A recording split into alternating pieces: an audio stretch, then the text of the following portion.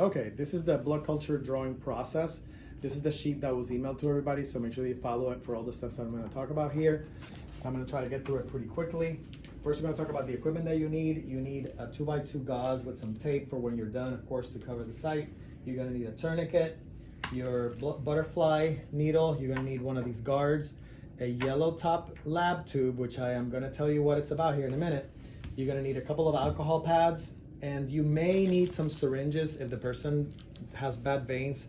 You sometimes have to draw the blood manually instead of drawing it with the Vacutainer.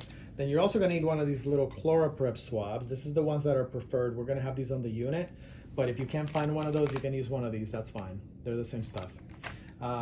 Okay. So once you have and then the blood culture bottles. These two here, this is a normal set of blood cultures. So 2 of these is 1 set. So when they talk about draw 2 sets of blood cultures, you're gonna draw 2 of these from one site and 2 more from another site.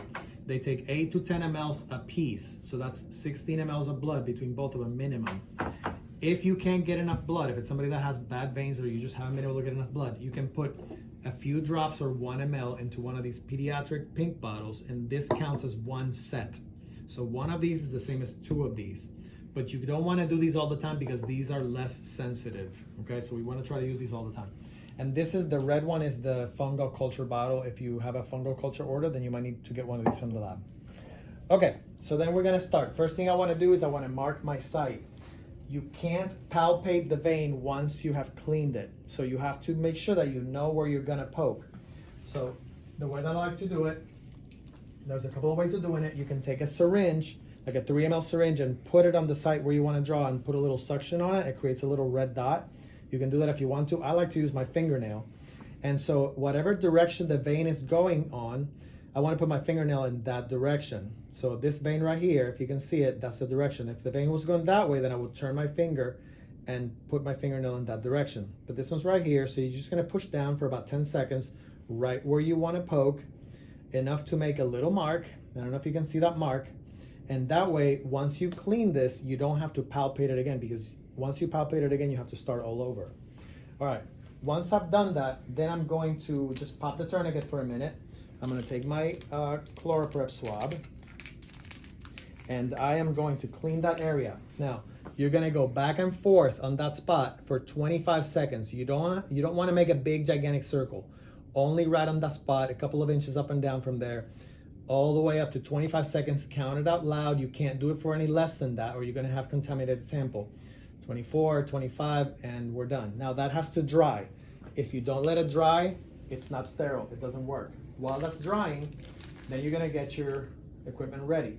So you're gonna take your needle, put it in the guard, and try to put this on a table. Don't put it on the bed because the bed can contaminate things.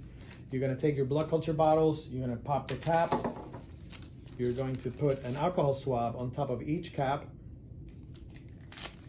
and then you're also gonna take an alcohol swab and clean the inside of this yellow tube. So there's no pretty way of doing it, just kind of fold it up. Of course, you're gonna be wearing gloves. I don't have any gloves here today. And just put some alcohol in there and just clean it really good, okay? This is gonna be our waste. You're gonna have to waste an ml. What happens is when you first poke, that needle grabs a skin plug. That skin plug is the source of a lot of contamination for blood cultures. You wanna get rid of that skin plug. That's what this is for. All right, so now once this is dried and you got your equipment ready, you're gonna put your tourniquet back on. Make sure that you're not talking on top of this and spitting on it like I am right now.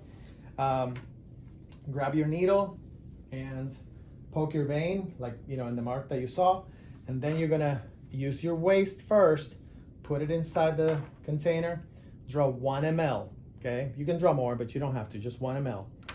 Then grab your first blood culture bottles. I just like to swipe it up with my thumb and just press down on it so you clean it as you go, and put it in your Vacutainer there.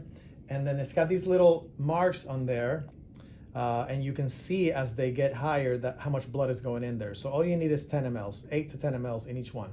You got your 10 mLs from that one. Same thing here, swipe it off, put it in the Vacutainer, and look for the 10 mLs that you're drawing, and then that's it. that's your blood cultures. Take your needle out, get your 2x2, cover it up, pop the tourniquet.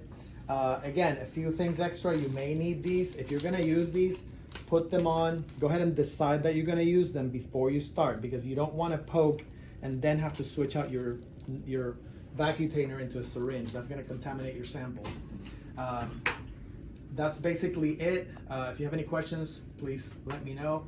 Post them on here, and then once you're here, I will try to kind of watch you do one.